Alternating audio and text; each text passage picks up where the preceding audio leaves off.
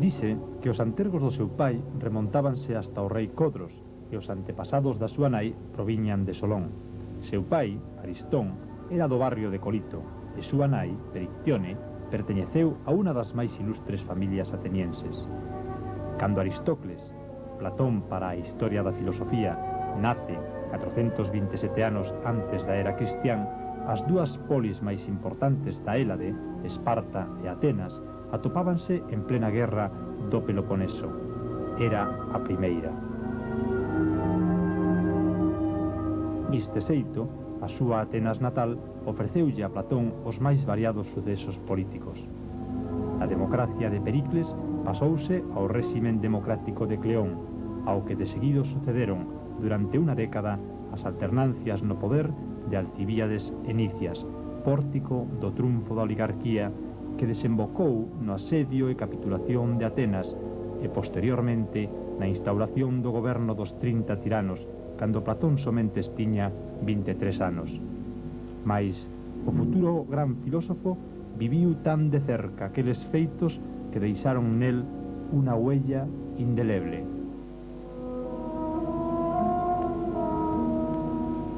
Sendo un novo, pensei pola mesma experiencia que outros moitos. Pensei a dedicarme á política tan pronto como chegar a ser dono dos meus actos. Me fixen certas ilusións que nada tiñan de sorprendente a causa da miña mocedade.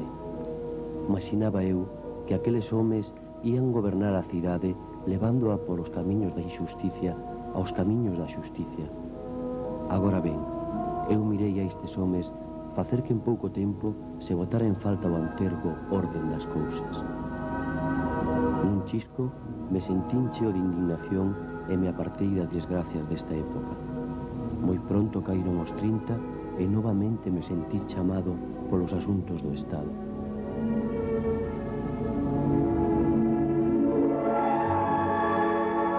Mais o filósofo terá de decepcionarse novamente. Dempois dun ano de goberno tiránico, restaurase a democracia que outra vegada desilusionou a Platón coa condea á morte do seu ben querido mestre Sócrates.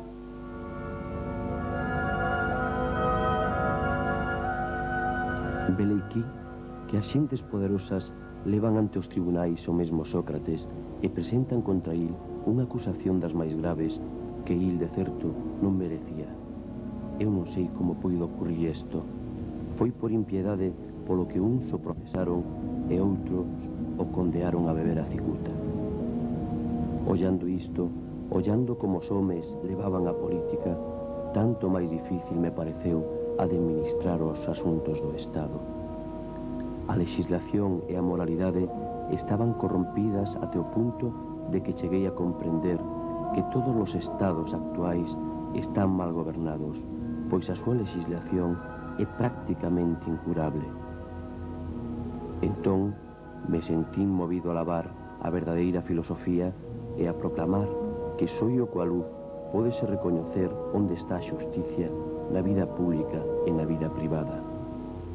Por iso, non rematarán os males para os homes até que cheguen ao poder os puros e auténticos filósofos, ou ata que os xefes das cidades, cecais por unha especial gracia diviña, non se poñan verdadeiramente a filosofar.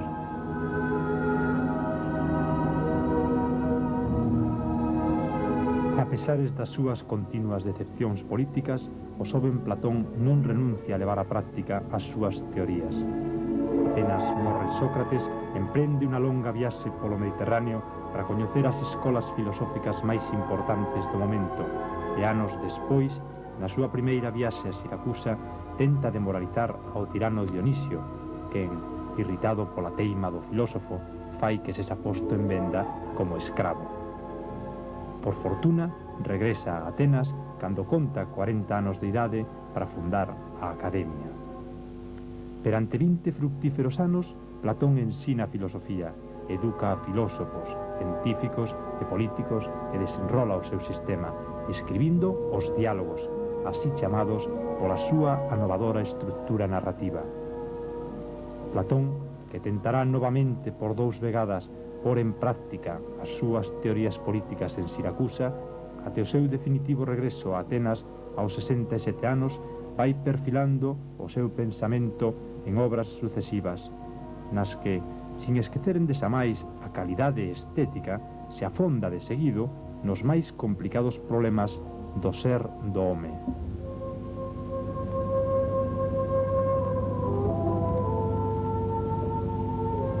Hoxe, 23 séculos dempois, lendo a Platón, síntese a tentación de pensar que aqueles problemas que il debullía son os nosos problemas e que as crónicas de Atenas ben poderían ser tamén as crónicas dos nosos días.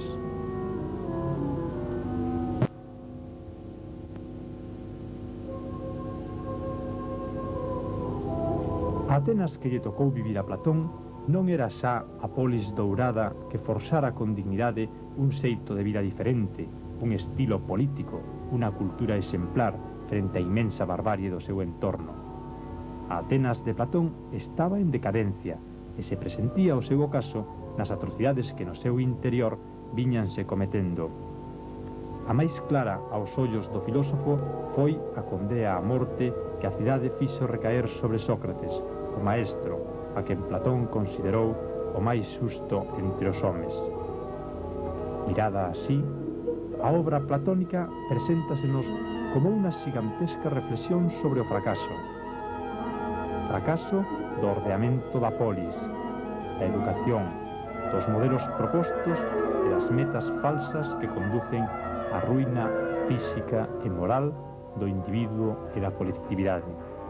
No seu diálogo titulado A República, Platón recorre este camiño que vai dende a orde xusto do Estado ao home xusto na súa individualidade. Esta liña que conecta individuo e Estado é a clave fundamental que sostén todo o discurso platónico. Non poderán existir homes, cidadáns xustos, se non se lles proporciona a posibilidade dun Estado xusto, e tampouco podería suceder a inversa. O Estado xusto precisa de cidadáns xustos. Do particular ao xeral e do que posibilita ao posibilitado, este é o camiño recorrido en ambas direccións, andado e desandado mil veces polo filósofo. Mais, para que este ordenamento xusto seña posible, é preciso establecer unha condición necesaria. O relativismo e a convención deben deixar paso a un coñecemento fundado na verdade, que non admite chantaxes nin versións. Frente á diversidade da opinión, é necesario levantar a verdade incuestionable, ante cuya presencia non é posible disentir ou por reparos. É imprescindible que o capricho e as veleidades da subjetividade se deteñan ante a presenza da verdade obxectiva e necesaria. Sin esta condición previa, calquera discusión, calquera elección, sería froito do capricho, e, polo tanto, o saber, a ciencia, non sería posible. É absolutamente necesario que todas estas nocións que continuamente citamos, é dicir, a beleza, o xusto, o ben, existan verdadeiramente, e se estas nocións non existiran, todos os nosos discursos serían inúteis. Nesta pasase do Fedón, o filósofo declara de xeito taxante a necesidade de que aquelo que é obxeto da ciencia teña existencia. Non son ista ou aquela ciencia concreta, tal que a menciña ou a astronomía, as que terán que ocuparse destes seres, senón que ha de ser a filosofía, a ciencia primordial, a que dedicará exclusivamente o seu estudo a estas nocións fundamentais. As ciencias particulares, como as citadas, teñen un obxeto e un método moi diferente. Operan seguindo os datos que a percepción suministra. A filosofía procede e avanza coa sola axuda do razoamento, allea e de espaldas á realidade mutable, cambiante do mundo exterior percibido polos sentidos. o obxecto dista ciencia non pode ser outro que o ben absoluto, que fundamenta e lle dá vida a todo o que existe. É o sol radiante que ilumina e alimenta a existencia de todas e cada unha das cousas e dos seres particulares. Mas, que especie de ser pode ser o mundo, e máis concretamente o home que o habita? Como poderá o home sair dos estritos e estreitos vieiros que a súa realidade lle impón? Como poderá trascender os límites da opinión e adentrarse no coñecemento verdadeiro? Platón adica grande parte da súa obra a respostar estas cuestións e a facer a radiografía que lle descubra a verdadeira natureza humana.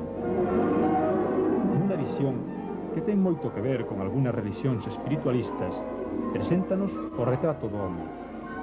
O home, di, ten unha natureza mixta que xungue dous elementos diferentes. Por unha banda, o corpo, materialidade concreta, finita, limitada, suxeta ao temblor caótico do mundo sensible. Por outra banda, hai alma inmaterial, eterna, iluminada polo lóstrego do orde e do equilibrio. Poderíamos preguntarnos que fai un ser de características tan sublimes, xunguido e confundido dentro da barbarie material do corpo. E Platón respostará a esta cuestión cos relatos míticos vencellados na súa concepción a religión órfica.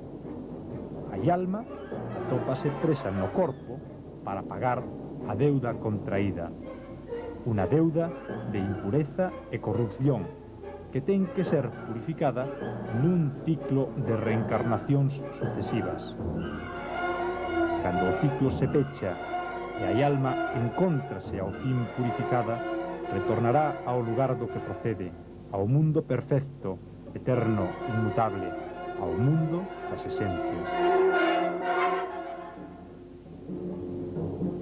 Así explícase a existencia do home, un ser onde o orde xúnguese co caos, para que a alma se purifique e limpe antes de ir a outro mundo, do cal o filósofo Platón, por certo, nos proporciona toda clase de datos. De feito, a meirande parte da obra do filósofo dedícase a explorar en sucesivas aproximacións este outro mundo ideal do que o noso, visible e perceptible, non é máis que unha copia imperfecta. Mais, como chega a alma do home a purificarse e a acadar a liberación definitiva? Sóio hai un camiño posible, que escomenza co alonsamento do mundo sensible e continúa cara a un vieiro ascendente, polo que a alma rube penosamente, sen outra axuda que a súa propia racionalidade.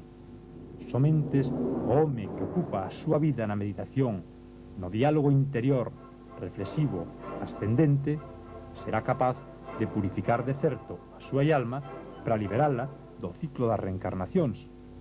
Este home que se libera progresivamente é o filósofo. O mito da caverna representa gráfica e expresivamente a condición do home e o camiño do filósofo.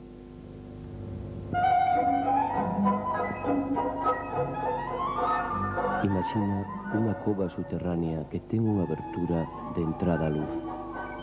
Nesta cova hai homes encadeados dende a infancia, de xeito que non podan cambiar de lugar nen volver a cabeza a causa das cadeas que amarran as súas pernas e o pescozo. Únicamente poden ver o que teñen en frente. Detrás deles, a certa distancia, hai unha grande lumeira e os seus resplandores ilumínaos. E entre este lume e os cautivos hai un camiño escarpado. Ao longo deste camiño, imagina un muro e tras del homes levando obxetos de todas as clases, figuras de homes e de animais, de madeira ou de pedra, de sorte que todo apareza por riba do muro. Algúns dos que os levan van falando e outros pasan sin decir nada. Os estranos prisioneiros que se atopan nas covas se parecen a nós por completo. Non verán outra cousa máis que as sombras que se producen no fondo da caverna. Non poden ver máis, posto que dende o seu nascemento están destinados a mirar de frente sen mover a cabeza. Eles non poden ver máis que as sombras dos obxetos que pasan detrás deles. E acordaron darlle as sombras os nombres das cousas mesmas. E no caso de escoitaren os ecos das voces dos portadores dos xetos, os prisioneiros maxinarían que falaban as sombras que ven diante deles.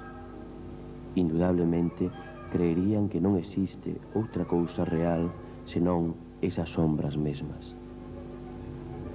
Se se desatara a un destes cautivos e se lle obrigara a erguerse e mirar a luz, faría todo isto con esforzos infinitos. A luz feriría os seus ollos e o deslumbramento impediríalle discernir os obxetos cuyas sombras miraba denantes no fondo da cova.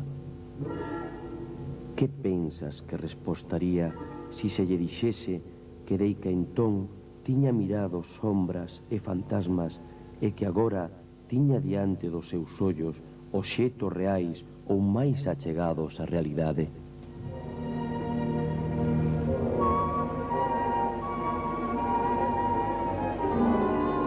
O mundo da apariencia, percibido pola sensibilidade, é o lugar no que habita o home.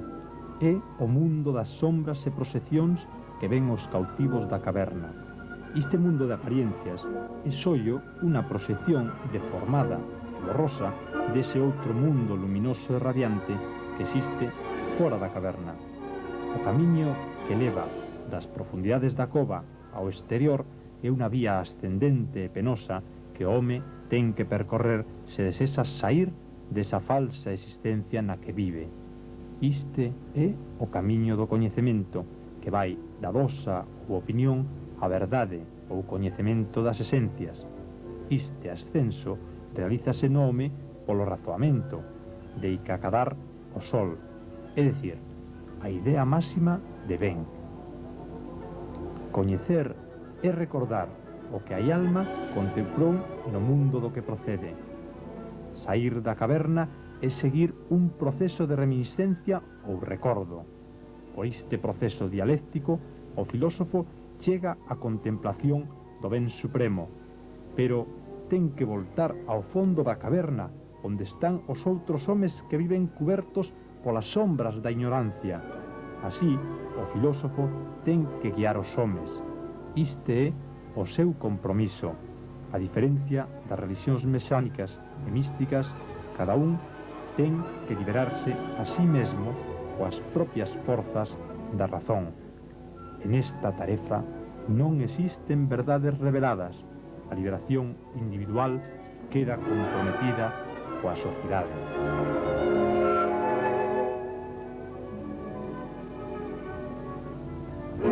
Conocer a Platón. Leer a súa obra é ser testigo do diálogo interior do filósofo, revestido de persoases, sabios, mestres e poetas. Diante deles érguese a figura do sabio auténtico, en pugna dialéctica con todos os que daquela marcaron o rumbo do pensamento occidental: Heráclito, Parménides, Anaxágoras, Pitágoras, sofistas, atomistas, antilóxicos, materialistas, pitagóricos. Todas estas escolas do pensamento antergo, anterior e contemporáneos de Platón conversan con Sócrates.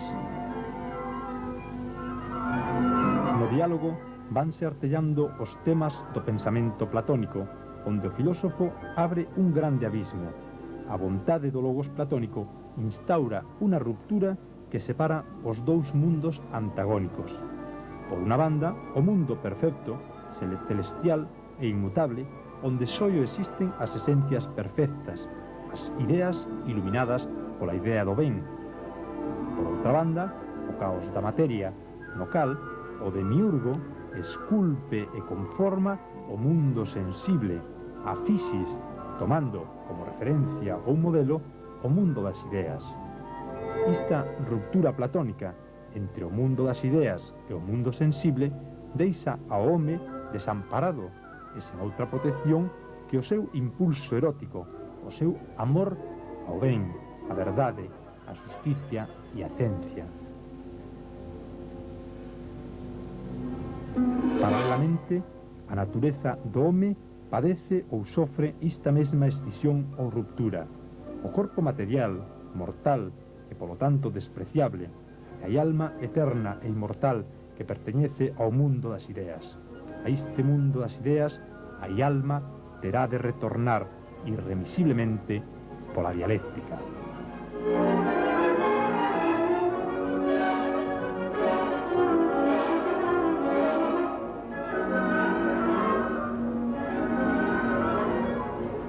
Mais non se pode rematar esta aproximación ao sistema platónico sin resaltar que a súa obra é unha obra aberta. Lonxe das interpretacións que tentan de facer da filosofía de Platón un sistema pechado, o mesmo filósofo, unha constante revisión dos núcleos centrais dos seus diálogos, asume a máis feroz autocrítica, preocupándolle explicar como as ideas esencias, sendo unas e perfectas, podían dar a súa forma aos distintos seres que delas participan. Justamente no Parménides, diálogo de estructura laberíntica, revisa as cuestións fundamentais da teoría das ideas. Pregúntase se do mesmo xeito que existen ideas do xusto, da beleza, da igualdade ou da desigualdade, é posible que existan ideas de cousas tan sinxelas como o cabelo ou o barro.